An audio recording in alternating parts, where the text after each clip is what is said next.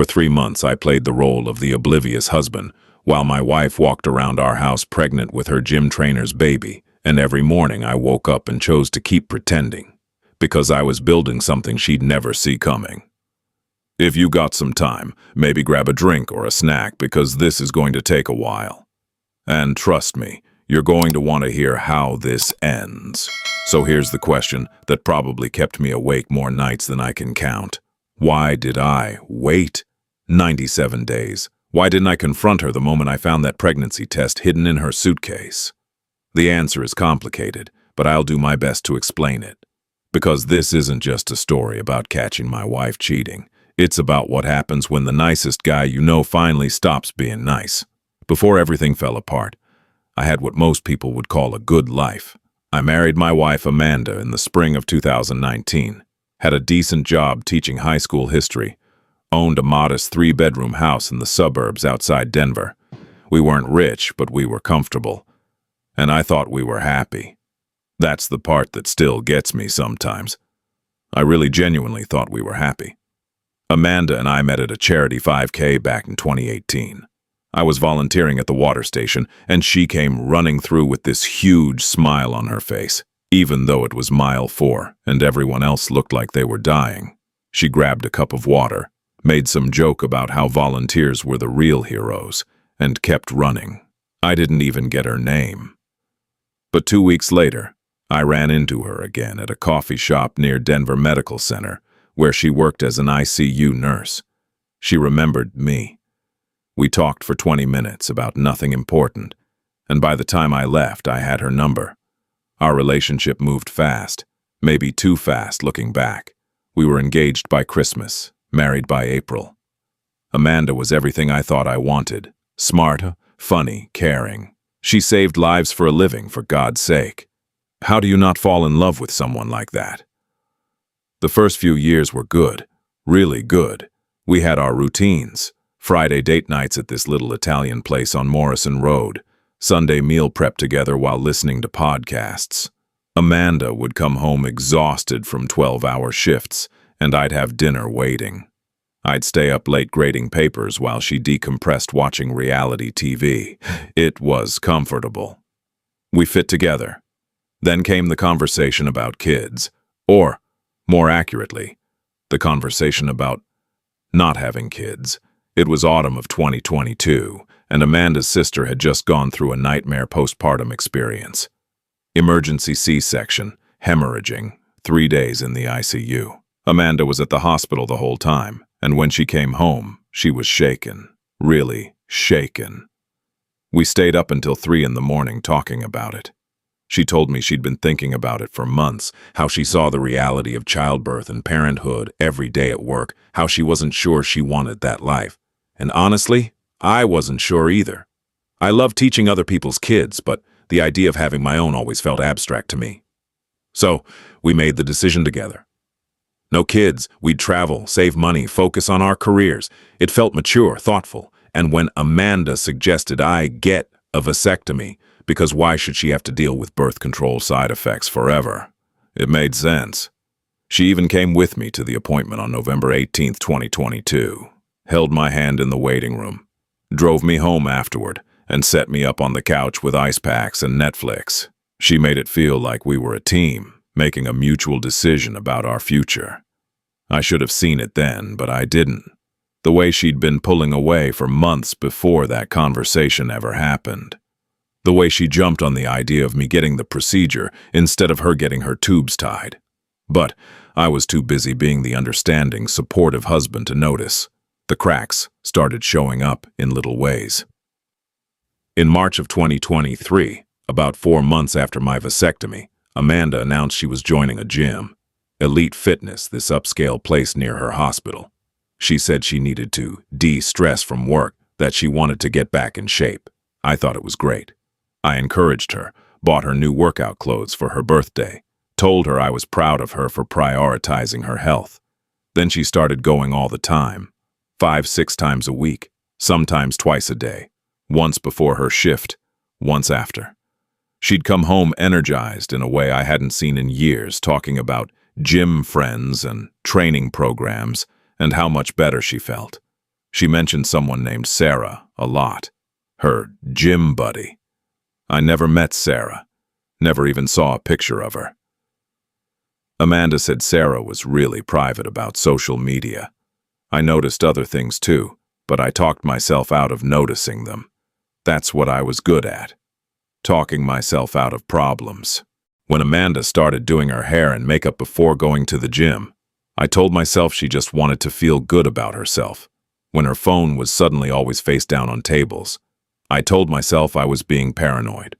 When she started doing her own laundry separately and keeping her gym bag in the trunk of her car, I told myself everyone needed their own space in a marriage. By September, Amanda was different. Not in any one big way, but in 1,000 small ones.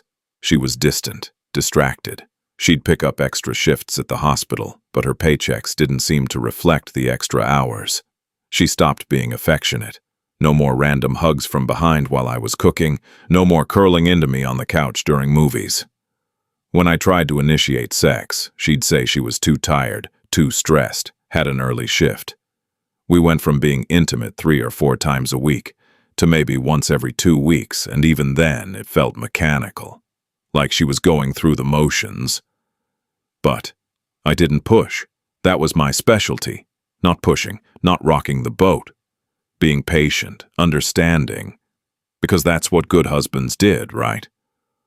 They gave their wives space when they were stressed. They didn't act jealous or controlling. They trusted. I thought I knew the difference between patience and being a doormat. Turns out I'd been wiping my feet on myself for years. In November, Amanda came home one night with an announcement. She and some college friends were planning a girls' trip to Cabo for New Year's. 5 days, all-inclusive resort, a chance to reconnect before everyone got too busy with life. She named the friends, Rachel, Beth, Sarah, and Jen. I didn't recognize any of those names. In 5 years of marriage, Amanda had never mentioned college friends named Rachel, Beth, Sarah, or Jen, but I didn't say that. Instead, I said, "That sounds great, babe. You deserve a vacation." She booked the trip fast, paid in cash, which was weird since we normally used credit cards for the points. When I asked about the resort name, she said it was a surprise gift from the girls and she didn't want to spoil it by telling me. I thought that was a little odd, but I didn't push. I never pushed. Amanda left for Cabo on December 28th. I dropped her off at the airport, kissed her goodbye, told her to have fun. She was giddy in a way I hadn't seen in months, practically bouncing on her heels. I remember thinking maybe this trip would be good for us. Maybe she'd come back refreshed and we could reconnect. I spent New Year's Eve with my brother Kevin. He's a firefighter in Denver, divorced, lives alone in a decent apartment near Sloan's Lake. We ordered pizza, watched the ball drop on TV, drank a few beers. Nothing crazy. Around 11:30, Kevin asked me how things were going with Amanda. Not in a casual way, in that careful way people ask when they already suspect something's wrong. "Fine," I said. "Why?" He shrugged. "I don't know, man. You just seem, I don't know, distant lately, like your head's somewhere else." "I'm good," I told him. "Everything's good." He didn't look convinced, but he dropped it. At midnight, I pulled out my phone and texted Amanda, "Happy New Year, love you." I stared at my phone for the next hour, watching everyone else's New Year's posts pop up on social media. Amanda didn't post anything. Not a single photo from Cabo. That was weird for her. She usually documented everything. But I told myself maybe she was just being present, enjoying the moment instead of living through her phone. She finally texted back at 3 in the morning her time. Just a heart emoji. No words, no "love you too." Just, I should have known then. But I didn't let myself know. Amanda came through the front door on January the 2nd with a tan, a distant smile, and a rolling suitcase covered in baggage claim tags. I kissed her hello, asked if she had fun. She said, "It was exactly what I needed," and headed straight for the shower. She showered for 45 minutes. When she came out, she went straight to bed, said she was exhausted from the flight. I slept next to her that night, and she didn't curl into me the way she usually did. She stayed on her side of the bed, facing away. The next few days were strange. Amanda was jumpier than I'd ever seen her. She'd startle when I came into a room. She was glued to her phone, but every time I walked by, she'd quickly close whatever she was looking at. On January 5th, I heard her crying in the bathroom. I knocked on the door and asked if she was okay. She said she was fine, just emotional from work stress. But she'd been off work for a week. That didn't make sense. She started picking fights over nothing. I left a dish in the sink overnight. Suddenly, I was inconsiderate, and she couldn't live like this. I forgot to take the trash out on Thursday. Suddenly, I never helped around the house. These weren't Amanda's normal frustrations. She was agitated, guilty. I could see it in her eyes, but I didn't let myself see it. I just apologized and tried harder to be a better husband. On January 13th, everything changed. It was a Saturday. Amanda was working a 12-hour shift, and I was home doing the deep clean chores we'd been putting off. One of those chores was reorganizing the attic storage space. Amanda's suitcase from Cabo was sitting by the bedroom door, still not fully unpacked. I figured I'd repack it and put it away for her. I was folding it up when I noticed one of the inner zipper pockets was slightly open. Not all the way, just enough that I could see something inside. I almost left it. That's how well trained I was to not be nosy. But something made me look. Maybe it was all those accumulated red flags finally breaking through my denial. Maybe it was instinct. I don't know. I unzipped the pocket. Inside, wrapped in tissues, was a pregnancy test. A clear blue digital test. The little window read pregnant, and underneath, 2-3 weeks. I stood there in our bedroom, holding that test, and time just stopped. My brain went through about 15 different explanations in 5 seconds. Maybe it belonged to one of her friends. Maybe someone needed her to hold on to it. Maybe it was old from years ago, before we decided not to have kids. Maybe it was. But I knew. Deep in my gut, in that place where your body knows the truth before your brain wants to accept it. I knew. I did the math. Amanda had been in Cabo from December 28th to January the 2nd. The test said 2 to 3 weeks. That matched the trip. The test had clearly been used recently. The display was still showing, not faded.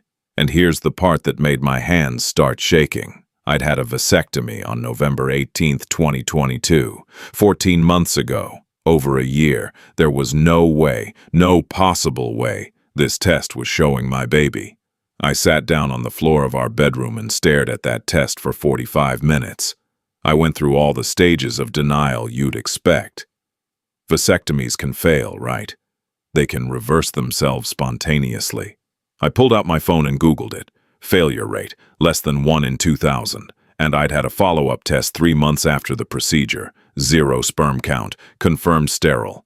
Maybe she'd gotten pregnant before the vasectomy and just didn't realize it for over a year. That's not how biology works, and I knew it. But I Googled that too, desperately searching for any explanation that didn't end with the obvious conclusion. There wasn't one. The math was simple and brutal. Amanda had gotten pregnant in Cabo, and I couldn't have gotten her pregnant. I put the test back in the pocket exactly how I'd found it.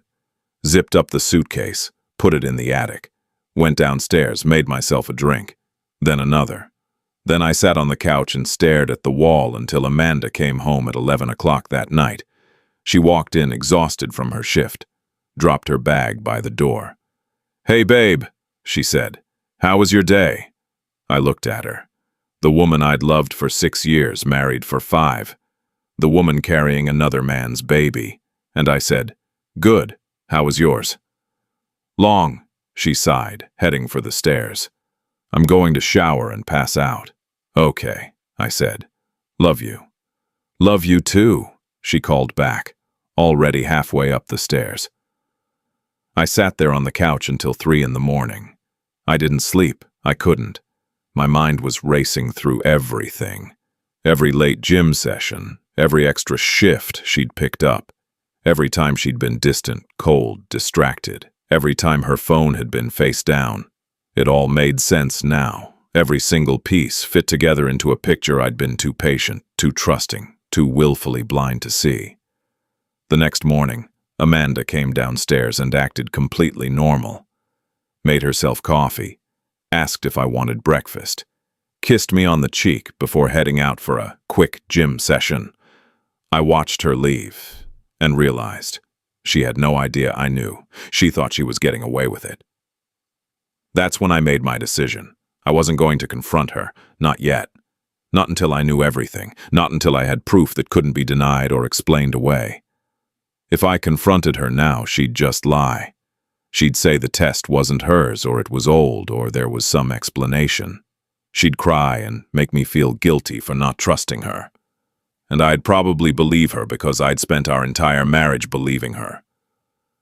But not this time. This time I was going to be patient, really patient. I was going to investigate, gather evidence, build a case, and when I finally confronted her, it would be with such overwhelming proof that there would be no room for lies. I opened a hidden folder on my laptop that morning. Named it School Committee Work. Innocuous enough that if Amanda ever snooped, she wouldn't think twice. But inside, I started documenting everything. I pulled up our phone bill. We shared a family plan. I went through 2 years of records. And there it was. Starting in March 2023, Amanda had been texting one particular number 40 to 60 times per day. Every single day.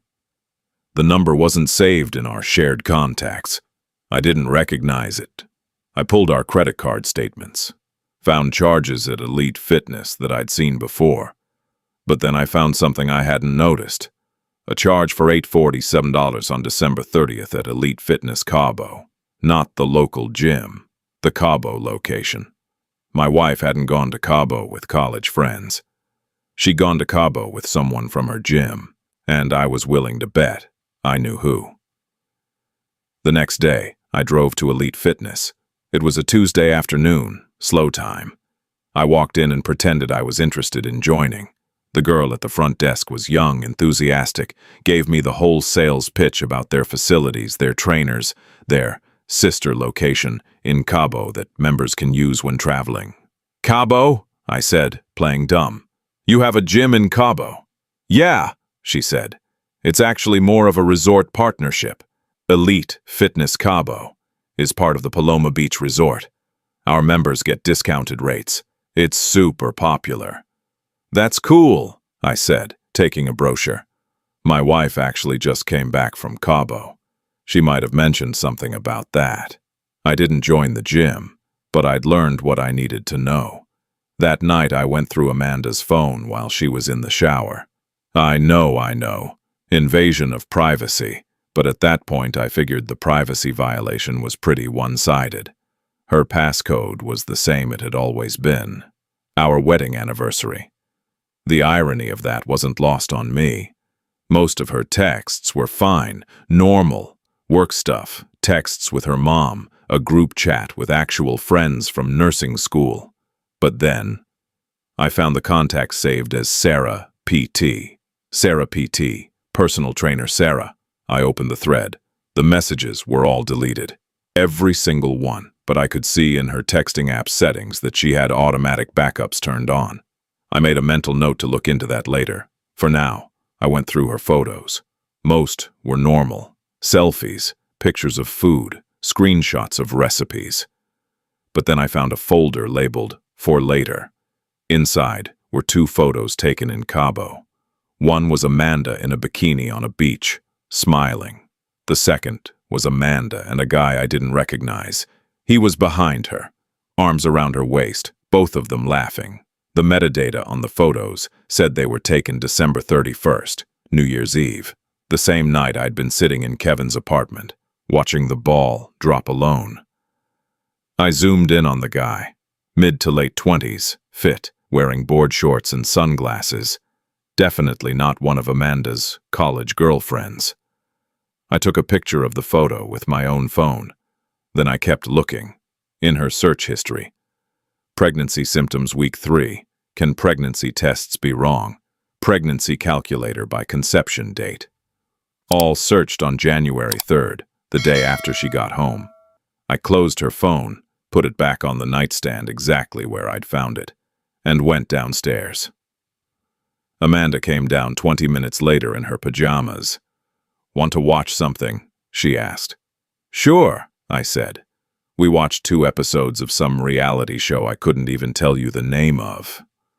I sat there with my arm around my pregnant wife, pretending everything was normal, and she had no idea that I knew her entire life was about to implode. Over the next 2 weeks, I became a forensic investigator. I found a voice-activated recorder on Amazon, the kind private investigators use. $30. I hid it under the passenger seat of Amanda's car. Every few days, I'd retrieve it while she was at work, download the audio files, and put it back. That's how I found out his name was Travis Reed, personal trainer at Elite Fitness. On one recording, I heard Amanda on the phone with him. "Did you take another test?" he asked. "Yes," Amanda said. "I'm definitely pregnant." There was a pause. Then Travis. "Jesus, does Daniel know?" Amanda. "Of course not. He doesn't suspect anything." Travis. "What about Emily?" Amanda. "What about her? You said you'd break up with her." Travis. "I will, after the wedding's canceled. I can't deal with that drama right now." Amanda. "So what do I tell Daniel about the baby?" Travis. "Tell him the vasectomy failed. It happens." I sat in my car in the school parking lot, listening to that recording on repeat. They were going to gaslight me about my own medical procedure, make me think I was going to be a father, make me raise another man's child. The casual cruelty of it was breathtaking. I started keeping detailed notes, dates, times, locations. Every time Amanda said she was working a shift but her car was at Elite Fitness. Every time she came home later than she should have. Every text message timestamp from Sarah PT. I pulled our cell phone records going back 18 months and highlighted every text and call to Travis's number. The evidence was overwhelming. But I needed more than evidence of an affair. I needed to know who Travis was. If he had a life that could be destroyed the same way mine had been. It took me 3 days to find him on social media. Travis Reed, 29 years old, personal trainer. His Instagram was public, full of motivational quotes, client transformation photos, gym selfies. And then I found what I was looking for. A post from August 2023. A photo of Travis on one knee in front of a woman, holding out a ring. The caption, "She said yes, can't wait to marry my best friend. 6/15/24, were engaged, Uchfad, future Mrs. Reed." The woman's name was Emily Harris. I clicked through to her profile. 28 years old, second grade teacher. Lots of photos of her classroom. Her page was full of wedding planning posts, bridesmaid dresses, venue tours, a countdown to June 15th, 2024. She looked happy. Really, genuinely happy. Emily had no idea her fiancé had gotten another woman pregnant in Cabo. I felt something shift in me that night. It wasn't just about Amanda anymore. Emily was a victim too. She deserved to know. And more than that, she deserved to be part of taking Travis down. But first, I needed legal advice. I made an appointment with a divorce attorney named Patricia Mendez. Her office was in a strip mall in Littleton, far enough from my school and Amanda's hospital that we wouldn't run into anyone we knew. Patricia was in her 50s, no nonsense, with 20 years of divorce law experience. I walked into our first consultation with my evidence folder. Phone records, credit card statements, photos, the voice recordings transcribed onto paper. I even brought the pregnancy test in a sealed plastic bag. Patricia went through everything. It took 45 minutes. When she looked up, she said, "This is one of the cleanest fault-based divorce cases I've seen in years." "What does that mean?" I asked. "It means Colorado still considers adultery when determining spousal support. With this level of proof, she won't get alimony. And with the pregnancy situation, You can demand a paternity test immediately after birth. The court will side with you on everything. How long would a divorce take? With evidence this strong, 4 to 6 months from filing to finalization. Faster if she doesn't contest, which she won't if she's smart. I'm not ready to file yet, I said. Patricia raised an eyebrow. Why not? Because I want to do this right. I want everyone to know what she did. Her parents, my parents, her friends, his fiancé, everyone. I want her to face the truth in front of all the people she pretended to be faithful around. Patricia was quiet for a moment. Then she said, "That's not legal advice territory. That's personal choice territory. But if you're asking me if it's legal to expose an affair publicly, yes, there's no law against telling the truth. Then that's what I want to do." I signed a retainer agreement that day. Patricia started drafting divorce papers. We agreed she'd have them ready to serve at a moment's notice, but we'd wait until I gave the word. For the next 6 weeks, I lived a double life. On the surface, I was Daniel Parker, high school history teacher, devoted husband. I went to work, graded papers, made dinner, kissed my wife goodnight. But underneath, I was someone else, someone cold, calculating, someone building a case and planning a confrontation that would leave no room for ambiguity. I moved half our joint savings into a separate account. Legally, I was allowed to do that. I changed my direct deposit so my teaching paycheck went to my new account instead of our joint one. I documented every asset we owned, the house, the cars, the furniture. I was preparing for war, and Amanda had no idea it was coming. The hardest part was pretending. Every morning I woke up next to Amanda and had to act like I didn't know she was carrying another man's baby. Every time she touched me, I wanted to pull away. But I didn't. I played the role of the oblivious husband perfectly. There was one night in late February that almost broke me. Amanda was curled up on the couch looking pale. "I feel nauseous," she said. "Maybe I'm coming down with something." I looked at her, pregnant with Travis's baby, knowing exactly why she felt nauseous. And I said, "Want me to make you some ginger tea? That always helps." "That'd be nice," she said softly. I made her the tea, sat with her on the couch, and for a moment, I saw a flash of the woman I'd married, the woman who was kind and funny and made me laugh. But then I remembered the recording. "Tell him the vasectomy failed, it happens." And my resolve hardened again. By mid-March, I'd made my decision. I wasn't going to confront Amanda privately. I was going to expose everything publicly, in front of both our families. I wanted her parents to see who their daughter really was. I wanted my parents to understand why this marriage was ending. And I wanted Emily to know what her fiancé had done. I picked a date, Saturday, April 13th. 3 months and 1 day after I'd found the pregnancy test. I told Amanda we were doing a casual New Year's resolution check-in party at Kevin's house. Just close family and a few friends. She thought it was a sweet idea. Even offered to make her famous spinach dip. But I was planning something else entirely. I created a secret guest list. My parents, Robert and Linda. Amanda's parents, Thomas and Carol, Kevin and his wife Sarah, and Patricia Mendez.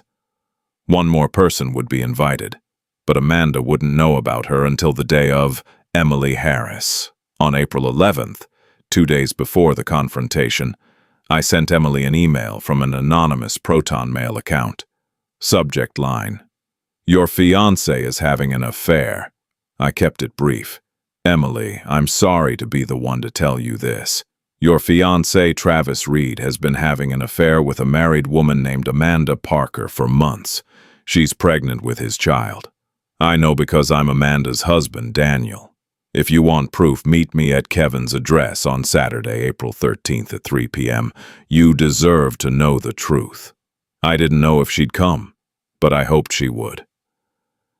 On April 12th, the night before everything, Amanda kissed me goodbye before her shift. "I'm really glad we're doing this party tomorrow," she said.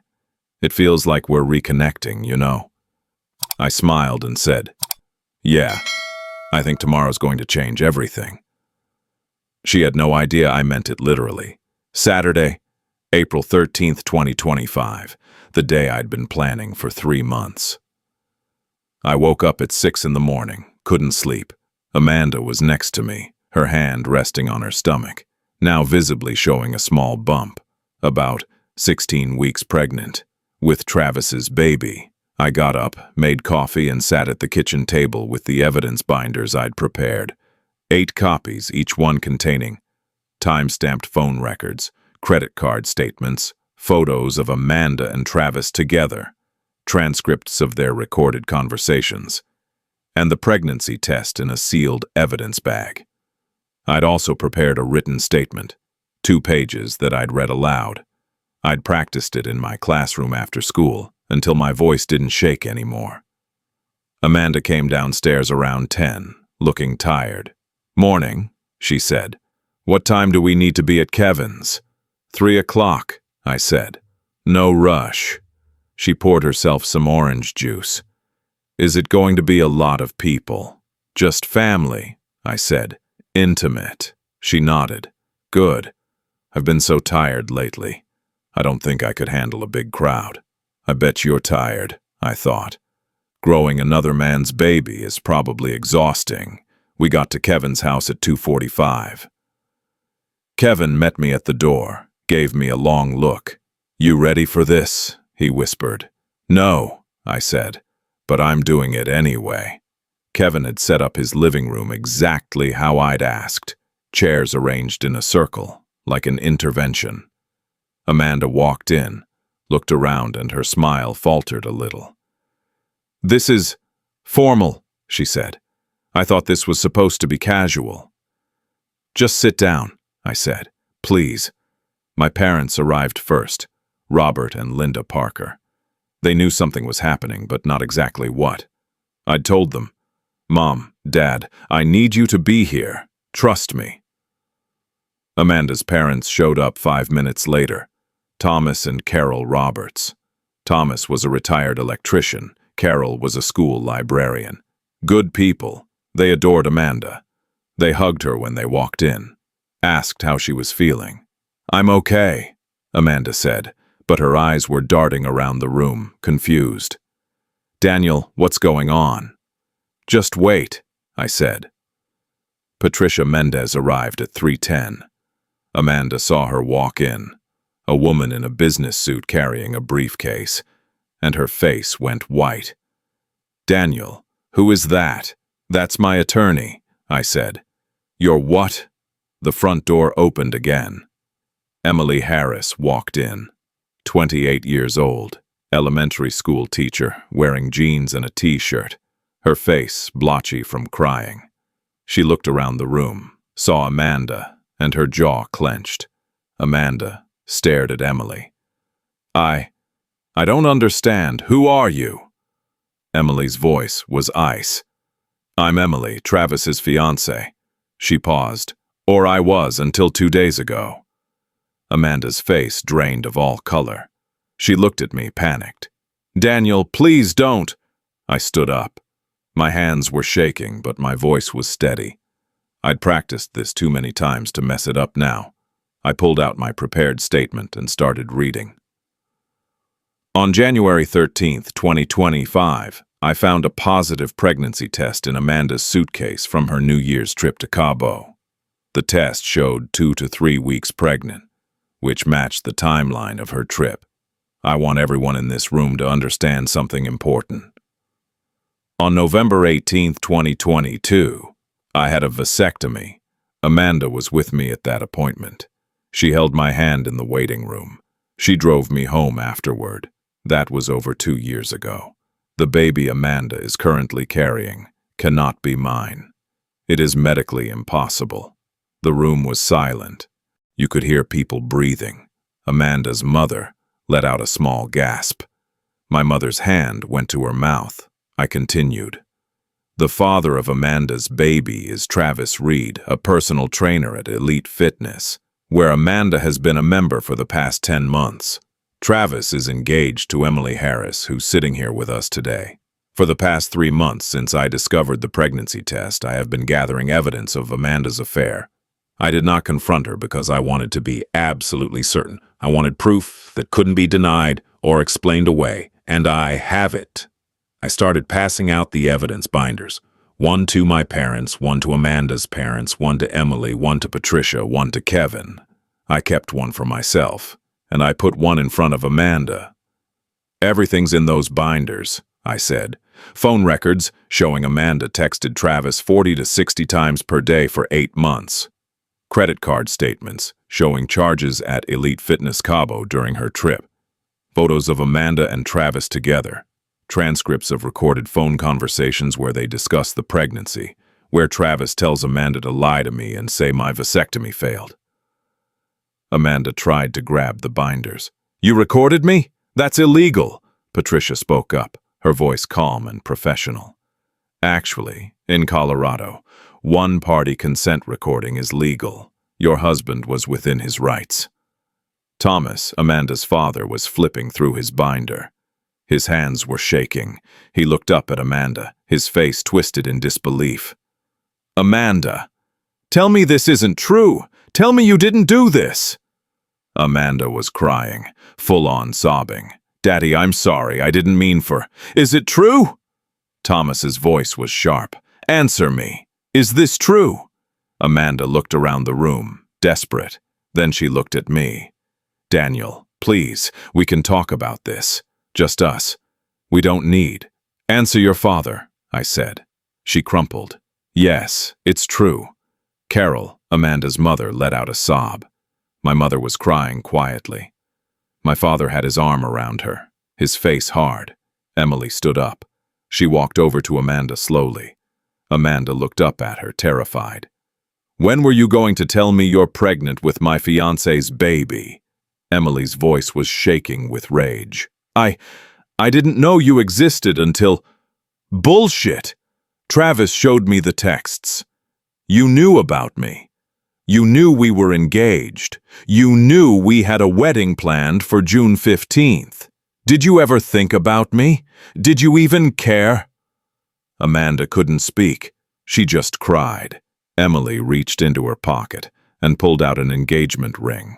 She threw it onto the coffee table between them. "I gave that back to Travis yesterday. 2 years of my life, wasted on a man who was sleeping with a married woman. And you." Emily looked at Amanda with pure contempt. "You're pregnant with his baby, and you were going to let Daniel think it was his."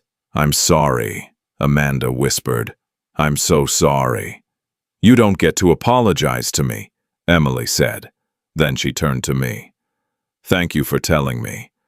I'm sorry you had to go through this." She walked out. Just like that. The front door closed behind her, and the room felt even heavier. Thomas was still staring at Amanda. "You're pregnant with another man's child, while married to Daniel." It wasn't a question. It was a statement of fact, like he was trying to make himself believe it. Amanda nodded, still crying. Thomas stood up. "Carol, we're leaving. I can't look at her right now." "Thomas!" Carol pleaded, but he was already walking to the door. Carol looked at Amanda, torn. "Amanda, we'll talk later. I need to go with your father." She followed him out. Amanda reached after them. "Mom, please." But they were gone. My parents stayed. My mom came over and hugged me. My dad shook his hand. "I'm proud of you, son," he said quietly. "This took courage." Patricia handed Amanda a large manila envelope. "These are divorce papers. Your husband is filing for divorce on grounds of adultery. There's also a court order demanding a paternity test immediately after the child is born." Amanda looked at the envelope like it was a bomb. "Daniel, we can fix this. Please, we can go to therapy. I'll do anything." I spoke for the first time directly to her since I'd started reading my statement. "For 3 months, I woke up every day next to you, knowing what you did. knowing you were carrying his baby, knowing you were planning to lie to me about my own vasectomy. I stayed silent because I needed everyone here to see the truth at once. I needed you to face what you've done in front of the people you care about. Because you took everything from me, Amanda, my trust, my marriage, my future, the idea of growing old with someone. So now you get to see what that looks like. I love you, Daniel, she sobbed. I made a mistake. You didn't make a mistake, I said. My voice was shaking now, the anger finally breaking through. You made a choice. Every single day for months you made the choice to lie to me. To sleep with him. To come home and kiss me and tell me you loved me while you were planning a life with someone else. So, no, Amanda, this wasn't a mistake, and now I'm making my choice. I picked up my jacket from the back of the chair. I'll be staying with Kevin. Don't contact me. All communication goes through Patricia. I walked to the door, stopped, turned back one more time. Amanda was sitting in the center of Kevin's living room, alone. Her parents had left. My family was in the kitchen giving us space. Kevin and Sarah were clearing away the evidence binders. Amanda looked small, broken, pregnant, and alone. Part of me felt bad for her. That's the part I hated most, that I could still feel sympathy for the woman who'd destroyed my life. But I pushed it down. I hope you figure out what you want, Amanda. I really do, but it's not going to be with me. I walked out. Kevin caught up with me in the driveway. You okay, man? No, I said, but I did it. He hugged me. I didn't cry. I was too numb, too exhausted. I'd spent 3 months planning this moment, and now that it was over, I just felt empty. The next week was chaos. Amanda tried calling me 50 times the first day. I didn't answer. She texted. I didn't respond. She showed up at our house, my house technically, since my name was on the mortgage. And I had Kevin tell her through the door that she needed to leave, or I'd call the police. She left. Amanda moved back in with her parents. Thomas wouldn't speak to her for the first 3 days. Carol tried to be supportive, but was clearly devastated. Amanda's sister Jennifer flew in from Chicago. I heard through Kevin, who heard through a mutual friend, that Jennifer was furious with Amanda. Apparently, she called me to apologize for her sister's behavior.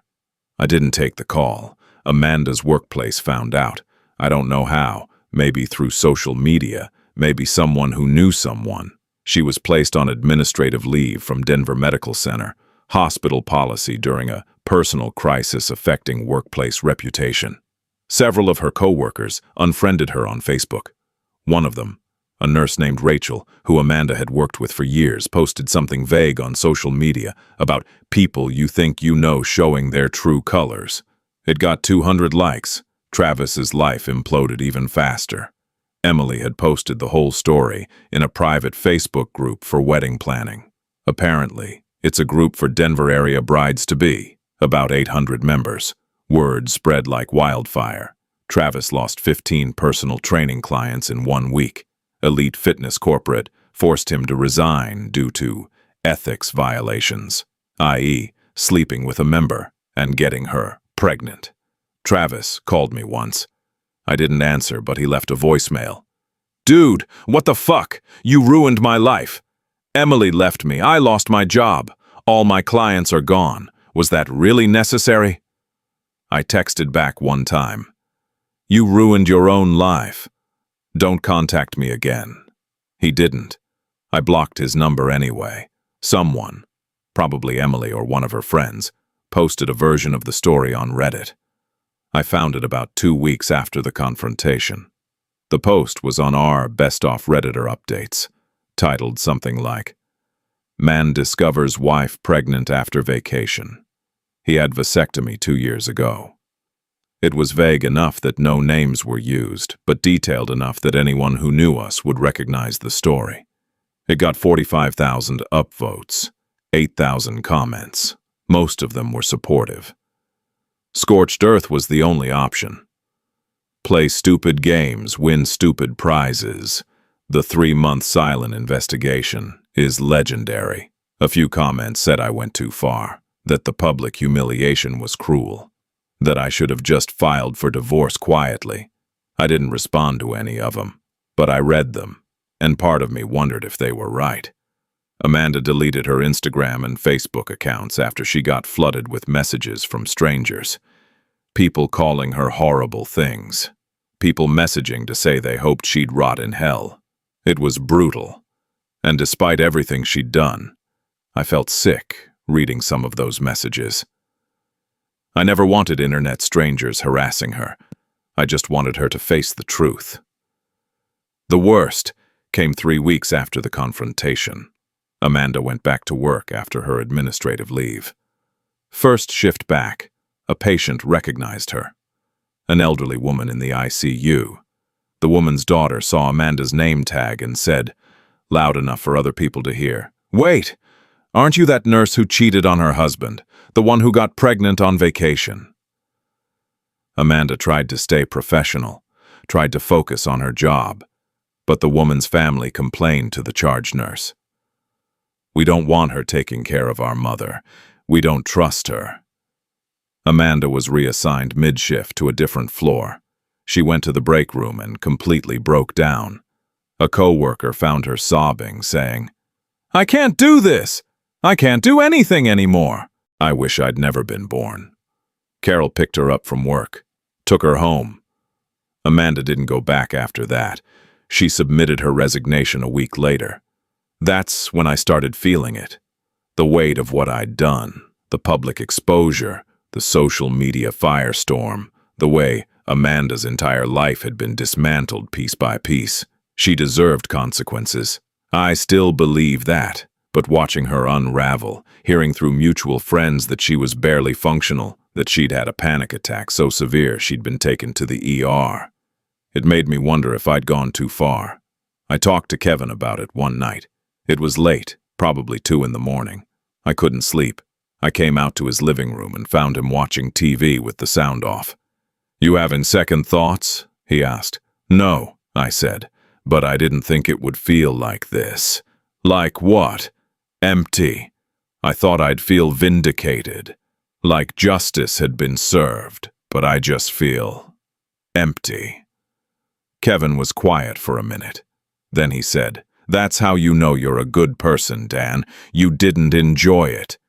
You did what you had to do, but you didn't take pleasure in her suffering. That matters." "Does it?" "Yeah," he said. "It does." I went back to teaching. My students could tell something was wrong. I was distracted, going through the motions. One kid, a sophomore named Marcus, asked me after class one day, "Mr. Parker, are you okay? You seem really sad." "Just going through something, buddy," I said. "I'll be all right." He nodded and left. I sat at my desk after school, staring at papers I should have been grading, and thought about how I'd become the kind of person who lets 15-year-olds worry about them. The paternity test happened in early June. Amanda gave birth to a boy, 6 pounds 4 ounces, healthy. The hospital conducted the paternity test immediately, per the court order. Results came back 2 days later. Travis Reed was the biological father. 100% certainty. Travis received a certified letter informing him he was legally obligated to pay child support. He called Amanda, according to what I heard later, said, "I can't afford a kid. I don't even have a job." Amanda said, "Then I guess we're both screwed." He hung up. Amanda named the baby Ethan. I only know that because my mom told me. My mom and Amanda's mom had stayed in touch. Carol was helping Amanda raise Ethan. Thomas still barely spoke to Amanda. That whole side of the family had fractured. The divorce was finalized in August, 6 months after the confrontation. With the paternity test results and all the evidence of adultery, it moved fast. No alimony for Amanda. I kept the house. We split assets 50-50 otherwise. Amanda had to sign paperwork acknowledging that Ethan was not my child. The last communication we ever had was a text message. Amanda sent it the day after the divorce was final. "I know you'll never forgive me, but I'm sorry, I really am." I stared at that message for an hour before I responded. I hope you find peace. I really do. But we're done. Then I blocked her number. I also did something I'd been thinking about for weeks. I changed my last name. Went back to my mother's maiden name. Brennan. Daniel Brennan. It felt like a fresh start. A way of shedding the last piece of the life Amanda and I had built together. For months after the divorce, I was going through the motions. Teaching, grading papers, existing. I moved back into our house, my house, but I couldn't stand being there. Every room had memories. The bedroom where I'd found the pregnancy test. The kitchen where I'd made her tea while she was pregnant with another man's baby. The couch where we'd watched TV like nothing was wrong. Kevin kept checking on me. So did my parents. But I was barely holding it together. I was angry, sad, exhausted. I couldn't sleep. When I did sleep, I had nightmares. I'd wake up at 3 in the morning in a cold sweat, replaying everything in my head. My principal, a guy named Dr. Harrison who'd been at Northside High for 20 years, pulled me aside one day in September. "Daniel, I'm worried about you. Have you thought about talking to someone?" "I'm fine," I said. "You're not fine, and that's okay. You went through something traumatic. It's okay to get help." He gave me the name of a therapist, Dr. Helen Torres, trauma-focused counseling. I made an appointment because I didn't know what else to do. First session, I sat in Dr. Torres's office and cried for 40 minutes straight. Just sat there and cried. She didn't say much, just handed me tissues and let me fall apart. When I finally stopped, she said, "You've been holding that in for almost a year." "I thought if I let it out, I'd never stop," I said. "That's not how grief works," she said. "You have to let it out so it can leave. Holding it in just makes it heavier." We met every week after that. Dr. Torres helped me process everything, the betrayal, the anger, the guilt over how public the exposure had been, the weird, complicated feeling of still caring about someone who destroyed me.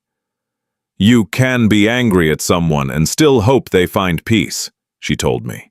"Those aren't mutually exclusive." That helped. More than anything else, that helped.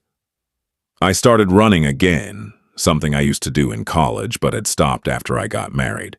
I ran the same 5K route where Amanda and I had met, and you know what? It didn't hurt as much as I thought it would. It felt like reclaiming something. I joined a history book club at the local library, made new friends who didn't know anything about Amanda or the divorce, people who just wanted to argue about the accuracy of HBO's John Adams miniseries. It was normal. I'd forgotten what normal felt like. In November, I got an email. Subject line, "I've been thinking about reaching out for months." It was from Emily Harris, Travis's ex-fiancée, the woman who'd walked into Kevin's house that day in April and confronted Amanda with me. We met for coffee. It was cautious at first. Neither of us knew exactly what to say. But then Emily said, "I wanted to thank you. You saved me from marrying a monster." "I'm sorry you got dragged into this," I said. "We both did, but we both got out." We talked for 3 hours. Two people who'd survived the same betrayal, who understood what it was like to have your entire life turned upside down by someone you trusted. We became friends, real friends. It was platonic, completely platonic, but it helped to have someone who got it. In December, something happened that I wasn't expecting. My students nominated me for Teacher of the Year at Northside High. I'd had the worst year of my life, had been barely functional for months, and my students nominated me. I won. At the awards ceremony, Dr. Harrison gave a speech. Daniel Parker went through the hardest year of his life and never once let it affect his dedication to his students. He showed up every day with patience, kindness, and a genuine love for teaching. That's the kind of educator we need. I cried on stage, in front of 300 students and parents and colleagues. But this time I was crying from gratitude. After the ceremony, Kevin found me in the parking lot. "You know what I'm proud of," he said. "What? You didn't let her turn you into a bitter person. You're still you." "I don't know if that's true," I said. "It is. You're just a version of you that knows what you won't tolerate anymore. In January, almost exactly a year after I'd found the pregnancy test, I decided I couldn't live in the house anymore. Too many ghosts. I sold it, made a decent profit, and bought a small condo near the school. Modern, minimalist, entirely mine. No memories of Amanda anywhere.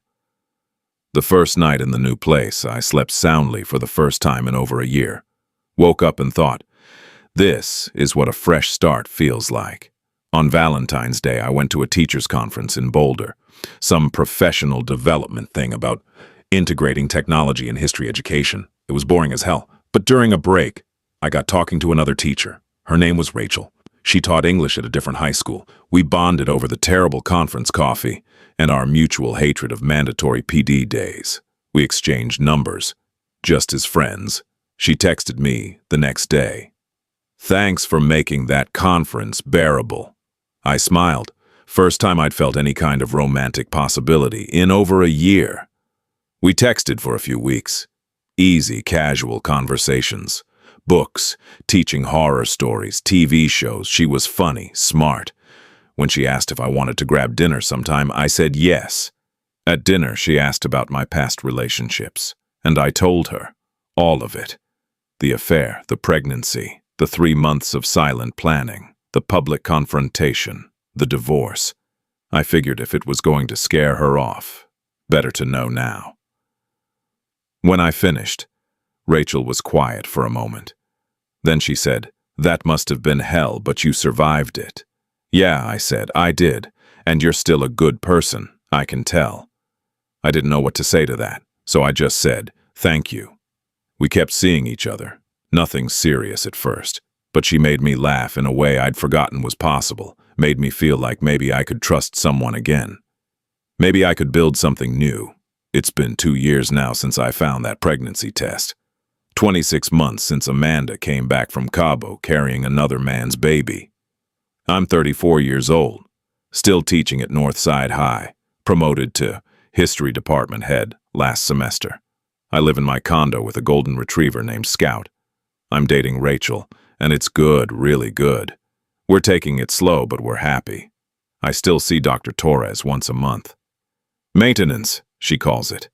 Making sure I'm processing things, not stuffing them down like I used to. I heard through the grapevine, my mom, who still talks to Carol, that Amanda is still living with her parents, still raising Ethan. She's working part-time at a different hospital, took a demotion to get away from the gossip. Thomas has started speaking to her again, but things are still strained. Travis sends child support checks sporadically. Amanda's had to file for enforcement twice.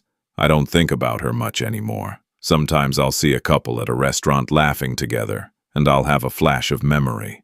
What we used to be. But it doesn't hurt the way it used to. It's just there. Part of my history. Part of what made me who I am now. Last week, an old friend sent me a photo from my wedding to Amanda. 5 years ago. I stared at it for a long time.